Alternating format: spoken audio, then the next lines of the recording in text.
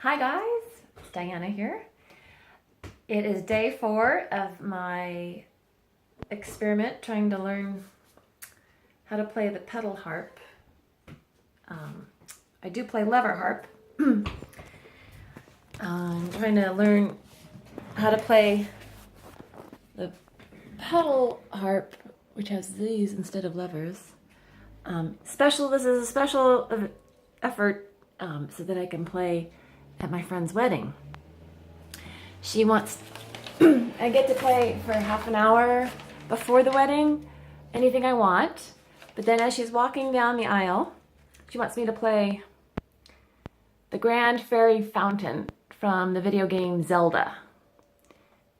Great Fairy Fountain. And it has all, can you see the colors? Everywhere where there's a color, it's an accidental, which is a note. It's a very intentional. It's not an accident. It's just called an accidental. A very intentional note put in that's outside of the normal key signature. And so here I have this is my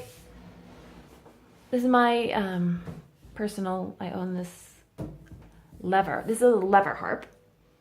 It's made by Magical Strings, and this is my friend's harp.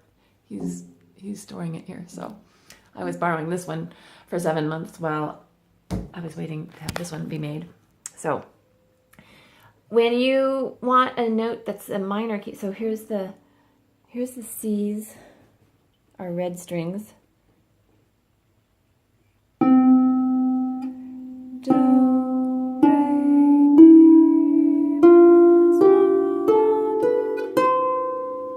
This is a C because it's red. And this one down here is a C. But if I want a minor, if I want a major chord, it's a C, E, G. Okay?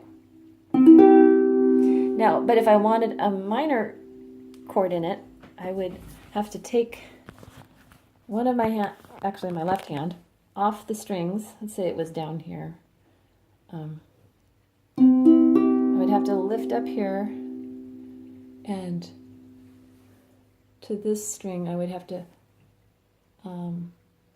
lower this lever from its natural position to its flat position, and now all of a sudden I have a C minor chord. And then if I want to go back to C major, I just flip that back up. This harp has a beautiful sound. These are lever harps. Most people, when they say they play harp, play a lever harp because they're much less expensive than the pedal harps.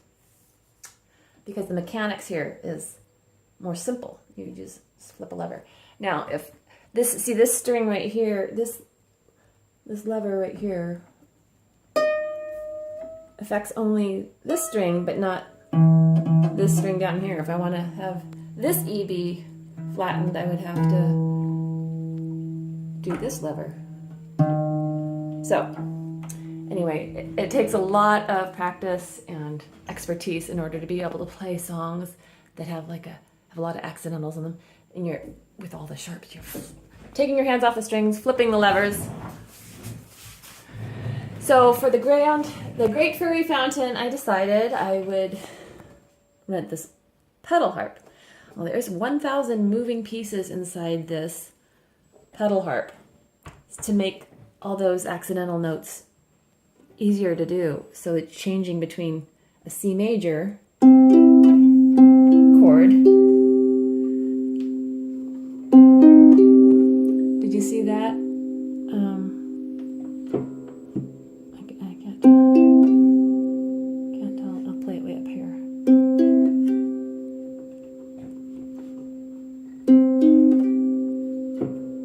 Can you see it moving? Oh, there it is. Okay. They have these discs, and so right now I have a C major. An E major. So the discs have rotated so that this string right here passes through this one, this set of pins, but it stops at this one because it's rotated just the right way. Can you see? Whereas if I go to E flat, watch this. Now the string vibrates all the way up and doesn't hit anything until it gets to this top one. It passes through this one and it passes through that one. So here's E flat. Now here's E natural. Now here's E sharp. E sharp is also known as F, but you can see how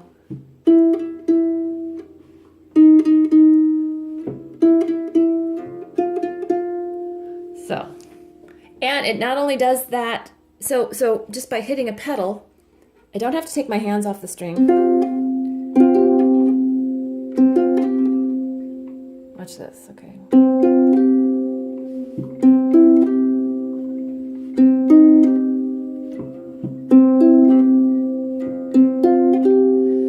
Right there, I was playing 3 different chords, all using the same strings. It's just different pedal positions.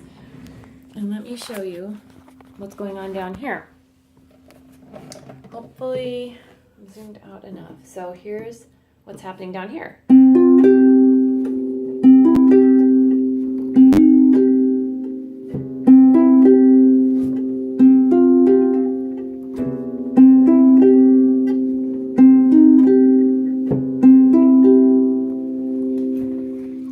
And it not only means that I don't have to take my fingers off the string in order to change those notes to the accidentals, but it also does it for this one, this E, and this E, and this E.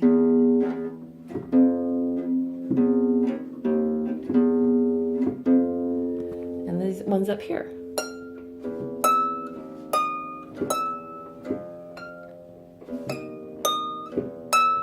So it means that you can have all these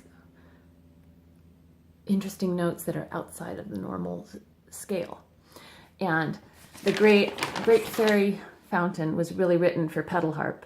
This is meant to be all the colored highlighting places is where I would have to flip my levers if I was playing on this. And I love accidentals. So this is an experiment. I thought that, so of course, you know, it's an experiment. I'm renting this for 2 months, this pedal harp. It's only costing me $100 a month, which is a really great deal.